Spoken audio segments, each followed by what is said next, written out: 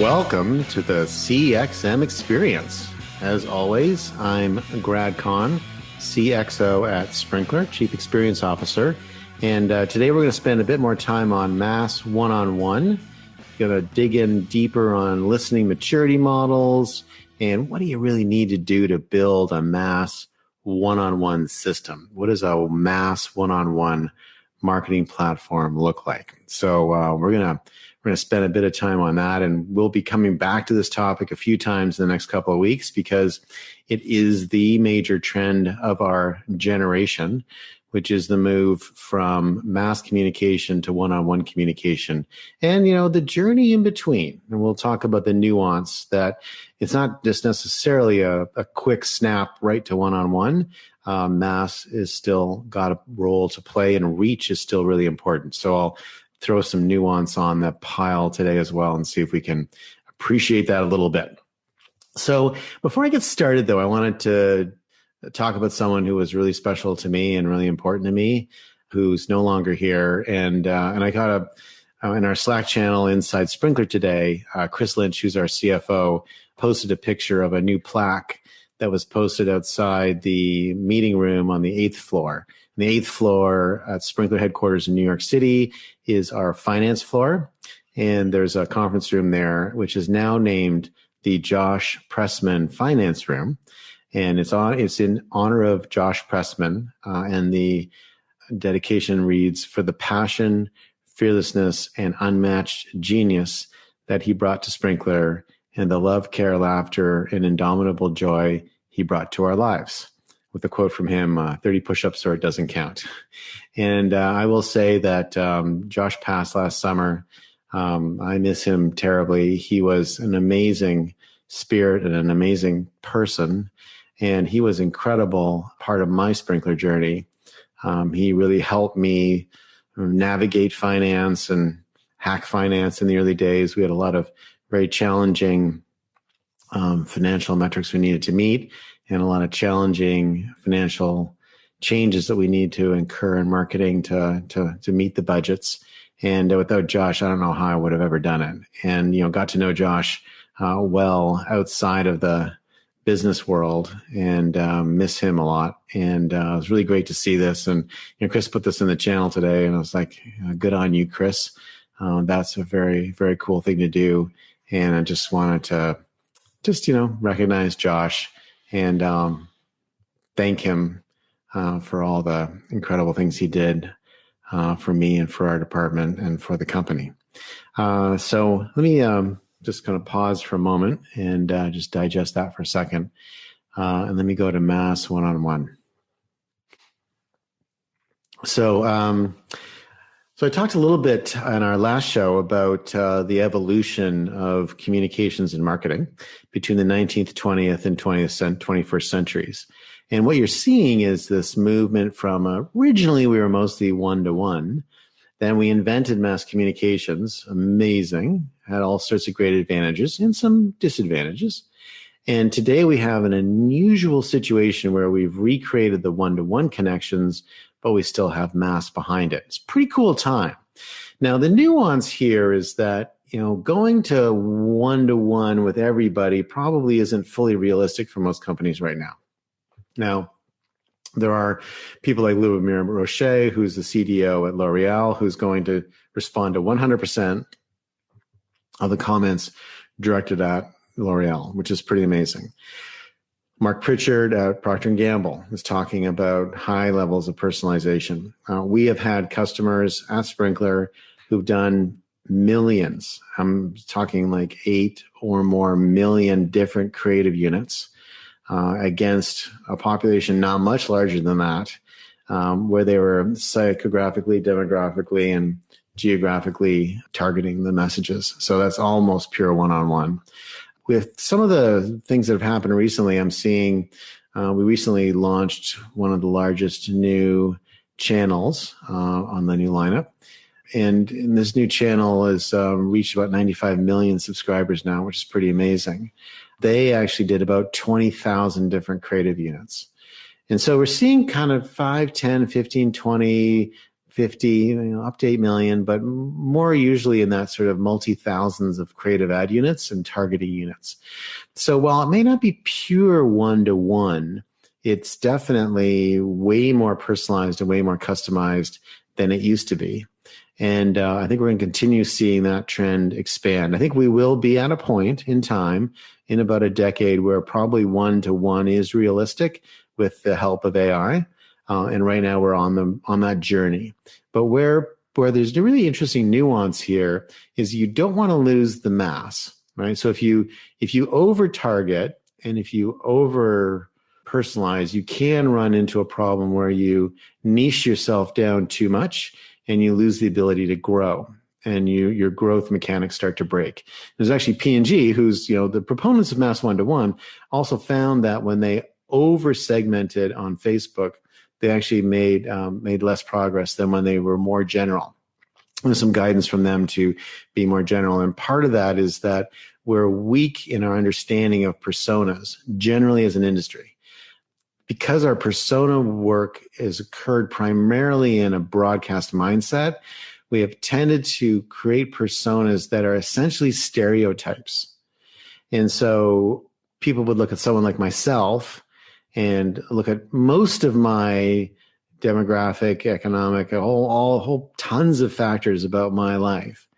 And it would be very, very, very difficult to determine that I'm one of the world's biggest consumers of and fans of the Swiffer. I love Swiffers. I love Swiffers. And I buy tons of Swiffers, and I buy them. I never get targeted with Swiffer advertising, not that I'm aware of. There's possibilities happening. I'm not aware of it, but I really don't get targeted by Swiffer advertising very much. But I am a Swiffer fanatic, and I won't fit into any persona. And that's the challenge. Like the personas, because they're stereotypes, miss the edge cases, but they may miss the variety that's occurring in there. And just given the way people are and the way humanity works, probably a lot more complex than these sort of simple, meet Alice, she's, XYZ and she does this for a living. That stuff doesn't really work. I don't personally believe in personas, and I actually haven't for a really long time because I'm aware of the bias in them. I heard a really interesting fact today from one of our sellers in the UK. Get this. So 72% of Coke drinkers also drink Pepsi. When you think about it, it's like, well, I guess it's not that surprising. They like cola, but 72% crossover. That's where this concept of like extreme loyalty and fandom can sometimes be a bit suspect. And this where with all this stuff, we have to apply nuance. But nonetheless, what we're all trying to do is we're trying to get to a situation where we have a more direct and personal relationship with the people who buy our products. And the consumers, want to have a more direct and personal relationship with the brands that they love. And that the brand that they love talks to them and responds to them and works with them, that's very exciting and very, very powerful. So the question is, what do you need to do to create a mass one-to-one system? What's the marketing platform? What's a mass one-to-one marketing platform look like? And so I've been thinking about this quite a bit because it just so happens that Sprinklr works as a mass one-to-one marketing platform. And often it takes a little bit to explain what Sprinklr does. So people sometimes have to sort of patiently wait for us to go through a long explanation. I was trying to think, is there a faster way to get there?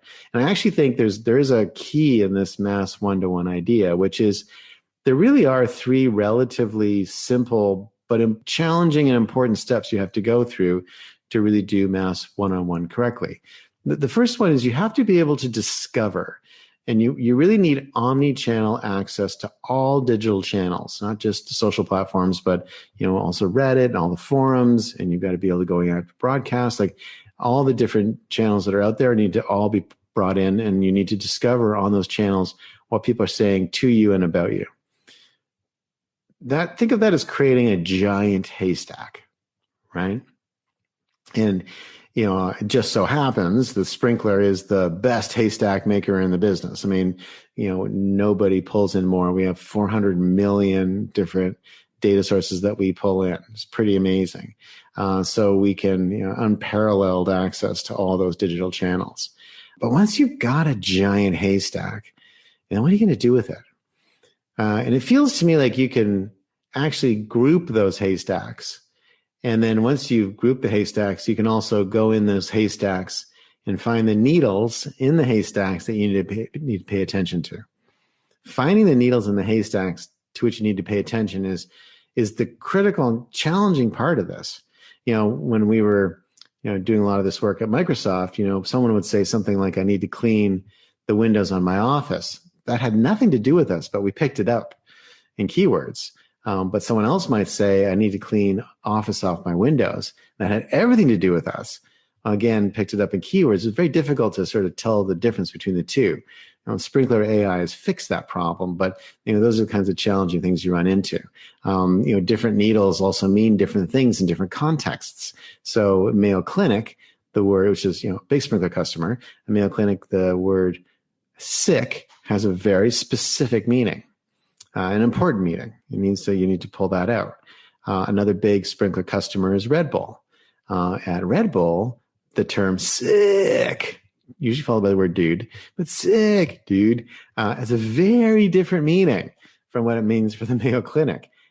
Also very important and needs to be extracted. So you need a really good needle finder. And so this kind of classify stage really requires AI that's trained by the billions of conversations that are brought in through the discover stage. Then what happens, right? So you've got a big haystack, you found all the needles, you got to do something with them. You've got to engage with those needles. You got to respond. And it's not just on social. You obviously, it could be on social if that's where it started, but it might be by email, it might be by voice, it may be by video, it might be by chat. And so today, Sprinkler does all those things. So Sprinkler pulls everything in, is an amazing AI with a 16 petabyte training database of conversations, and then it can respond in any digital channel, from video to voice to email to social. That, I think, is the essence of what it means. And as you sort of think about this system, I want to spend probably a bit of time thinking about each stage and sort of maybe kind of work our way through each stage and sort of talk about them in more detail. That's the overview for today, though. And so the next podcast, I'll dig into Discover. We'll talk about the listening maturity model and how to think about how you build a listening maturity model and how you drive organizational alignment around it. Then we'll do another one where we'll talk about Classify and drill more deeply into a lot of the aspects of AI. And then we'll go one more and do a whole bunch of stuff on Respond and talk about multi-channel responses and how that works. And also what a customer journey looks like over multiple channels over time. But that's it for today. For the CXM Experience, I'm Grad Conn, and I'll see you next time.